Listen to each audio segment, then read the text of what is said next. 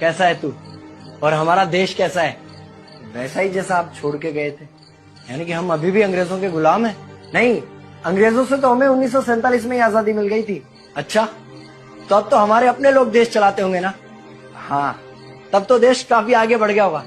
जब हमारे अपने लोग देश चला रहे हैं तो गरीबी और भ्रष्टाचार का तो नाम ही नहीं होगा। सबको बराबर हक दिया जाता होगा, किसानों और मजदूरों का अच्छा ध्यान रखा जाता होगा ना? नहीं, ऐसा तो कुछ नहीं है। तो कैसा है बताना मुझे। कैसे हमारे अपने नेता, हमारे आजाद भारत के नेता, 100 साल हो गए मुझे गए हुए, बताना। हमारे अपने नेता वो तो अपनी जेबें भरने में लगे हुए हैं। आने वाली 7 पीढ़ियों को नहीं बल्कि 700 पीढ़ियों को ना कमा कर खाना पड़े उस चीज के इंतजाम में लगे हुए हैं। तो तुम लोग क्या कर रहे हो और हमारे देश का युवा क्या कर रहा है? हम लोग तो इंस्टाग्राम पर रील्स देखने में बिजी हैं। यानी कि हमारी कुर्बानी का देश के लोगों पर कोई असर नहीं पड़ा। देश के लोगों में कोई देशभक्ति नहीं, कोई देश प्रेम नहीं। नहीं, ऐसा नहीं है। आपके लिए और देश के लिए बहुत प्रेम है भारत के लोगों के दिलों में। हर 15 अगस्त और 26 जनवरी को तिरंगा फहराते हैं, पूरे जोश के साथ भारत माता की जय बोलते हैं और आपकी डीपी भी लगाते हैं। और भारत और पाकिस्तान के क्रिकेट मैच के दौरान तो हमारी देशभक्ति पीक पर होती है। तुम इसे देशभक्ति समझते हो? तो फिर क्या है देशभक्ति? अगर तुम्हारी देशभक्ति समाज को सुधारने में, गरीबों को अच्छी शिक्षा या बराबर का हक नहीं दिलाती तो कोई काम की नहीं है तुम्हारी देशभक्ति।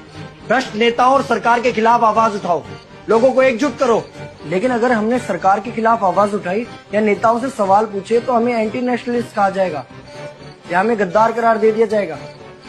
तो डरता है? 23 साल का था मैं जब अंग्रेजों ने मुझे फांसी पर चढ़ा दिया।